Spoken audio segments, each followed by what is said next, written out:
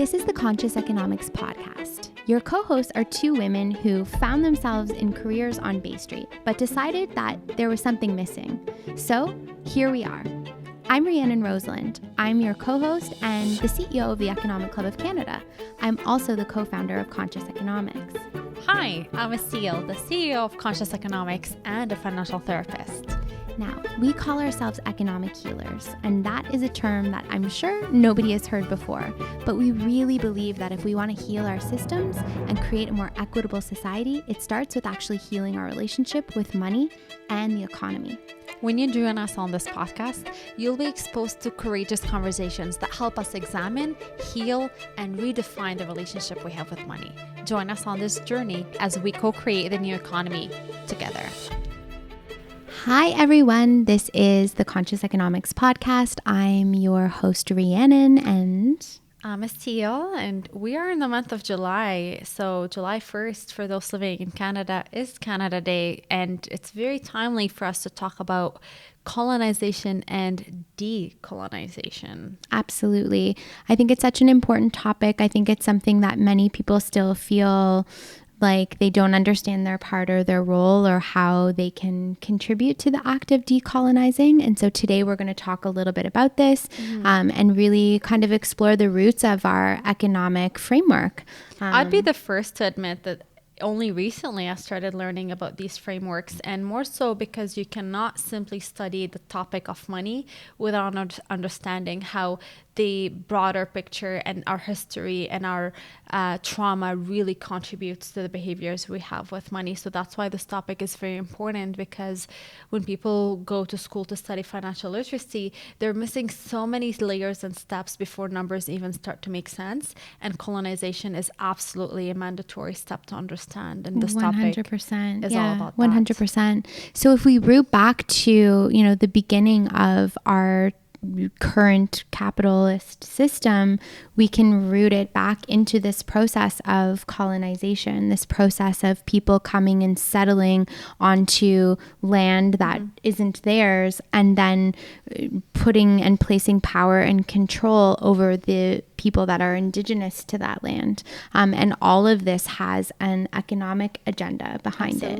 And so again, when we look at how we came to be here, so even for myself as a settler here, how my family came to be here on this land and the process of that is something that I have to learn, I have to unpack, I have to acknowledge. There are many privileges that I am afforded because I am a white settler woman, and these are the things that we need to sort of unpack if we want true economic equity, if we want true reconciliation. Reconciliation cannot happen without economic reconciliation. And so understanding the roots of these systems is incredibly important, albeit difficult to hear and understand. There's a lot of shame, there's a lot of guilt, but again, when we come back to it, avoiding those things and just ignoring them makes it worse. It's better for us to look, understand our history, acknowledge our difficult histories, and then begin to try and figure out how we can build a new framework. What's interesting about what you just said is the word history, because I have a chart right here to show you that was actually brought from Forbes, and it's the source of it was Prosperity Now, an Institute for Policy Study, and it's showing the racial wealth inequity in the US and from the years of 1983 to 2024. So technically, that's future, because we're in 2021 as we're recording this podcast. And if I show you here, and I'm gonna try to, actually, since it's a podcast, let's just try to explain it by words, but even visually, it's very striking to see the wealth gap between the white, the Black, and the Latinos in the US. So I'm just going to take an arbitrary year. Well, let's start from the 1983. The average wealth for the white family was $102,000 approximately, while it was $6,000 for the Black and $4,000 for the Latino. Just hear these numbers out. Numbers speak for themselves. In 2024, I mean, this is not history right now. This is future. The average wealth for the white family is 122,000, where it's almost 1,500 for both Black and Latinos. Average, to give it more exact numbers, 1,600 for the Latinos and 1,200 for the Blacks. So the fact that it got worse through the years. This is so confusing to me. Like, this whole thing is confusing to look at. Like, I don't, this is shocking. It is shocking because you think that we've been talking about these things for a while as a society, highlighting how racial, economic inequality exists and there's different systemic barriers existing. You would think that there's measures that's been implemented to decrease these gaps, to help people participate in economic inclusion, but the numbers actually don't really reflect that. And that's what's shocking. It's like, this is just history repeating itself. That's what I mean. Like, what's shocking about it is not that these incredible inequities exist. I'm very deeply aware of that. But what's shocking is that we're looking at future projections, and those future projections are actually coming up worse, which is not very, it doesn't feel good. That's for sure. So before we get into what we can do about this and how decolonization can look like for everybody, because it is a responsibility that we all hold. I wanted to ask you, because you were born and raised in Canada. I'm an immigrant to Canada. So as a person who was born and raised in this country, what does the word colonialism mean to you, and how did it grow up? Even I know that there was a lack of education around these topics in school, which is in itself a very shameful thing, that we tried to hide it and pretend that it didn't exist. But how did it influence you, and when did it become a theme in your life that you started paying attention to? Mm-hmm.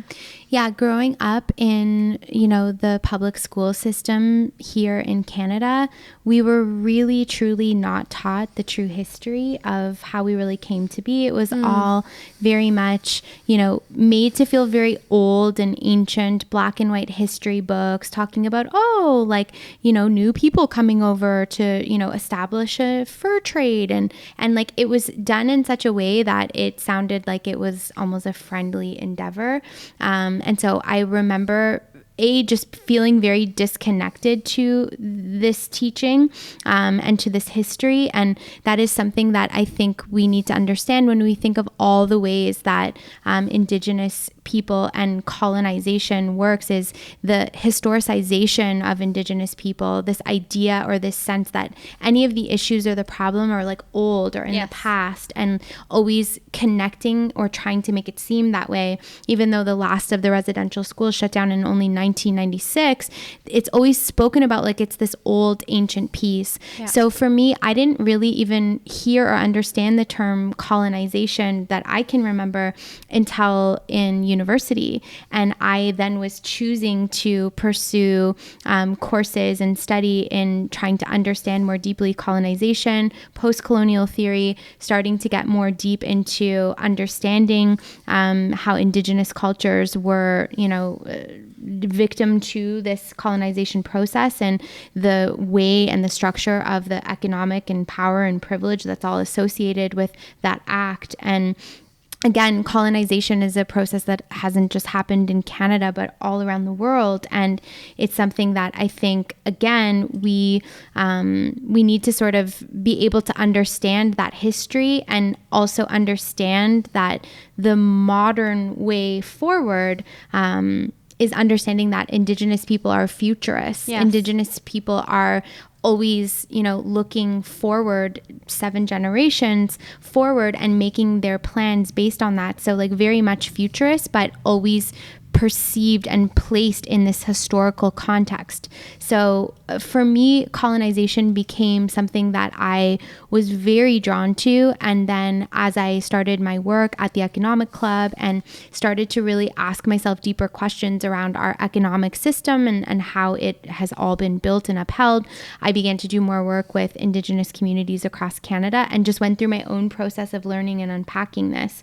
So one thing that I've learned in listening to scholars and Indigenous leaders teach about this is that decolonization is not the work for Indigenous people. It's truly the work for settlers and work for all of us in order to kind of pull these frameworks apart. And the process of indigenizing, that's the work for Indigenous people, not for us. But the decolonization process is work for all of us, and we all have a role to play in it. What's interesting about what you said, and something I always admire about you, and I honor this trait in you a lot, is how much you had to go out of your way to create these opportunities for your life to learn, to educate yourself, to see where you can hold that responsibility and do something about it. Because it's so easy in the society that we live in, especially we're both living in Toronto, a city that we rarely interact with Indigenous people. If I barely interact with them. It's just the reality. It's very easy to pretend that there's no such thing as injustices happening in our society, because it's not literally in our face all the time. Recently, though, in the news, there've been a lot of talks about the very traumatic events that have been happening, uncovering the bodies of the children across, the BC and Manitoba. And it's only when we hear headlines like this that this issue becomes in our face again. But then it sort of dissipates and we forget about it until the next headline, which is unfortunate, because this is the continuous perpetuating issue. And it reminds me of this fable where this little boy goes to his mother and he says, "Mom, there's this little monster sitting on my bed." And the monster is the size of a cat. And his mother said, "Don't be silly. There's no such thing as monsters." So the monster starts growing. And he's like, "Mom, there's a monster in our house. He's the size of a horse." And she's like, "Don't be silly. There's no such thing as monsters." And every single time the mother continues to deny the existence of this monster, the monster grows bigger and bigger and bigger, to the point where he uplifted the whole house and is now some a dragon in the sky.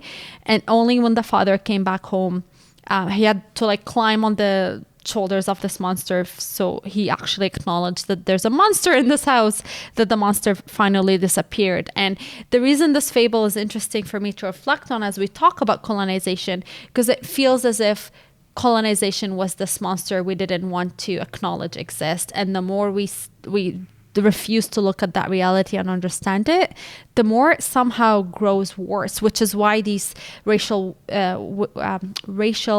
wealth gaps that I was referring to earlier continue to perpetuate negatively to the future. Well, and I think what people don't understand too, because I've heard a lot of folks say that and again, this comes to that historicization piece that I said, because there's a lot of people who feel like, oh, why are we still talking about these things? This is old ancient history. We need to move on. And it's intergenerational trauma is a very real thing. And we are seeing the impact directly right now. I mean, there are still survivors alive right now of our residential school system. Mm-hmm. And then the intergenerational trauma that exists of having that kind of terror, that kind of genocide, all the pieces that go with that, and how that shows up in generations to come. And again, it's these systems of oppression are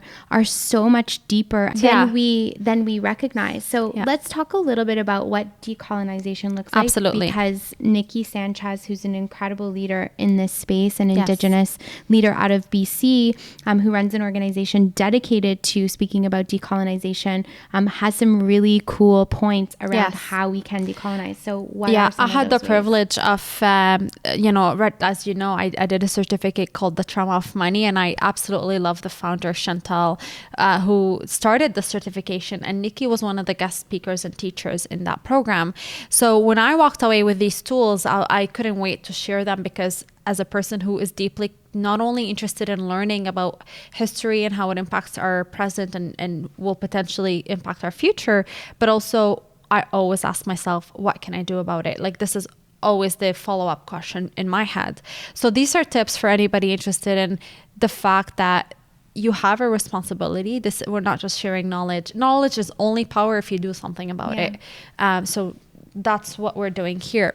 So the first thing she said, which is really, really interesting to me, and I'll tell you why, She said, decolonization looks like living without paralyzing guilt or shame of your identity and the social identity you have inherited. How does that make you feel when you read it? Yeah, I mean, that runs really deep, because I think, and this is for all of us to be able to feel that. And depending on who you are, there's a different lens to look at it. But I know the incredible guilt and shame that I have felt about thinking about the history of my ancestors and how they contributed to this genocide.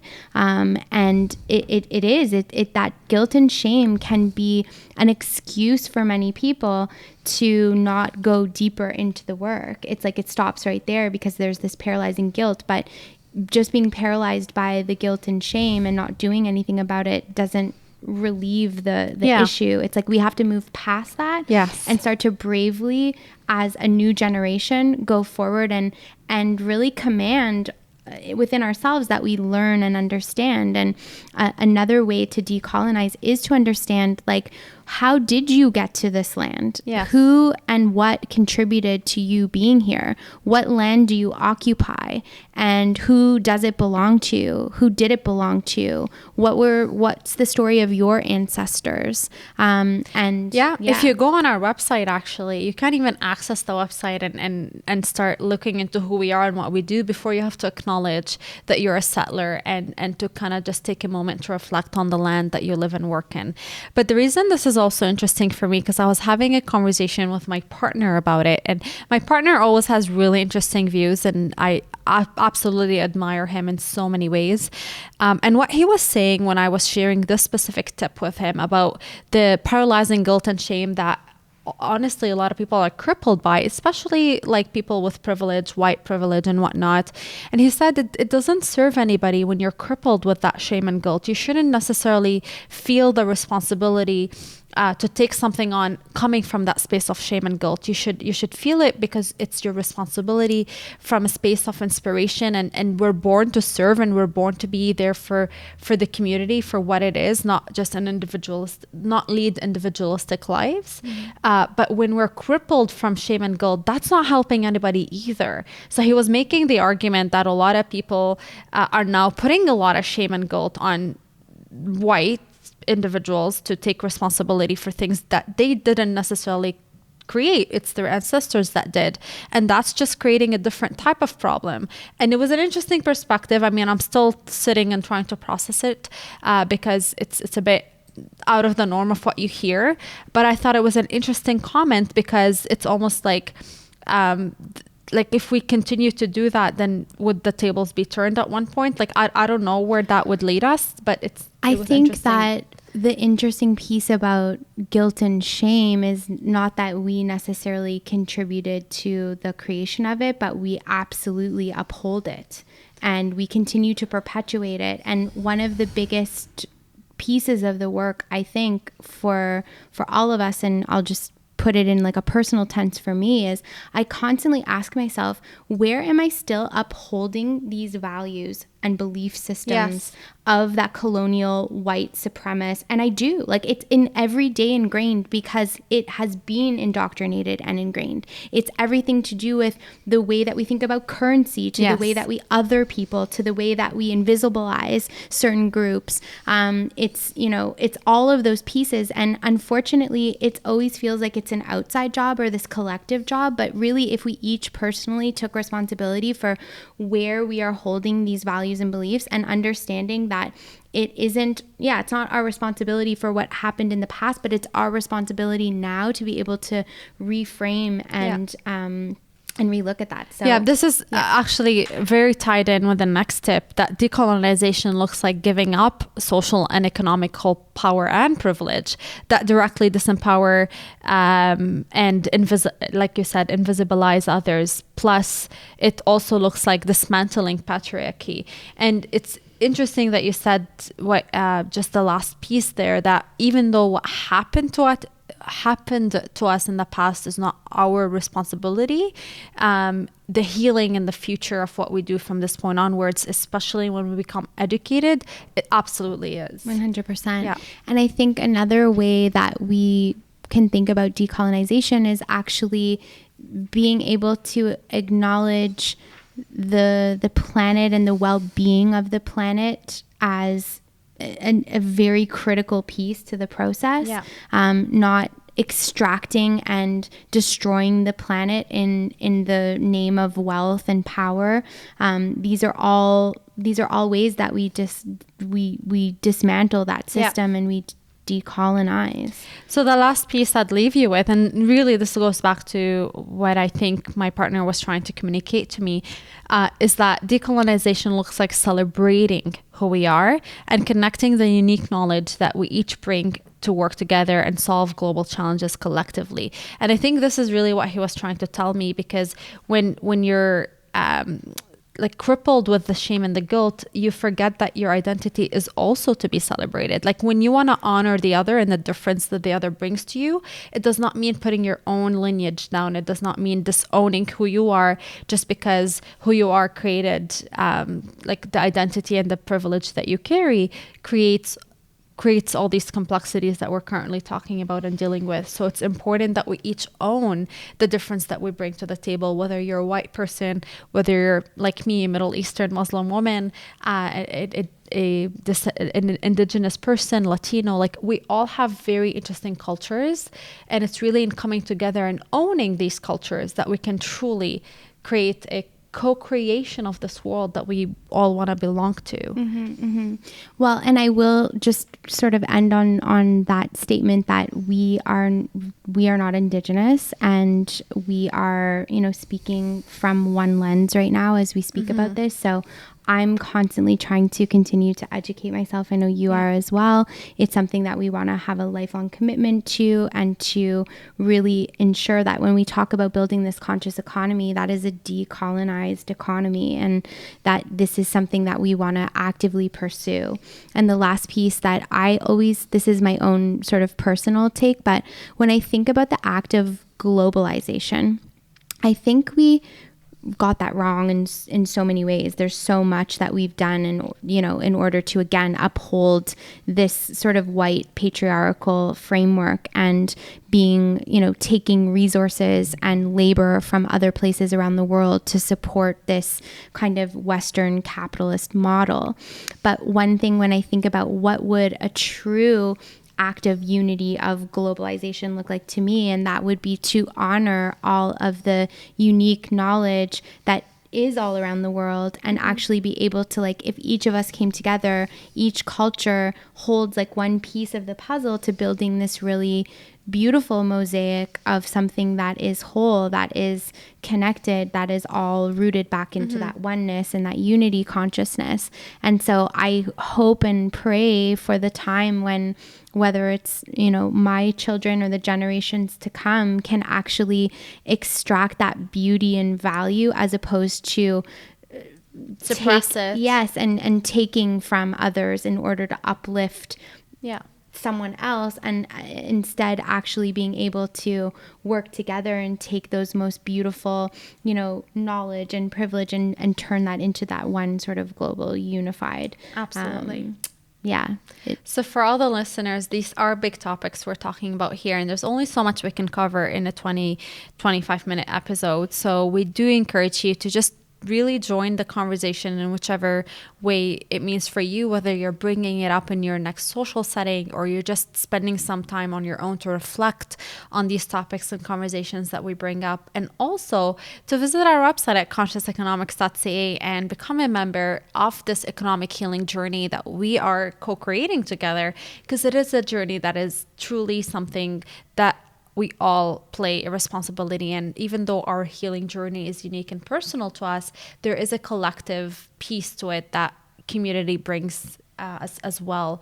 Healing does happen in sharing circles, and we're here to just plant the seeds on that journey for you. Yeah. Thank you so much for listening, everyone. And we'll see you again next week with the next Conscious Economics podcast. Take care. This podcast is brought to you by RBC Investees. If you've been listening to the Conscious Economics podcast and you're ready to heal your relationship with money and start an investment portfolio, RBC Investees may be the perfect place for you if you're just getting started. Not only is RBC Investee's platform easy to use and requires very little to get started, you can start with as little as $100 and actually rely on the incredible technology and expertise of the RBC Investee's portfolio managers to ensure that you are having a product that is helping you grow your savings and investments without all the heavy lifting and confusing aspects that can be so daunting and, quite frankly, can make people feel like they don't want to do it at all. RBC Investees is giving us a promo code for all the Conscious Economics listeners that waives their management fees for the first year. To take advantage of this offer, visit rbcinvestees.com and use promo code AA245 before July 31st to take advantage of this offer.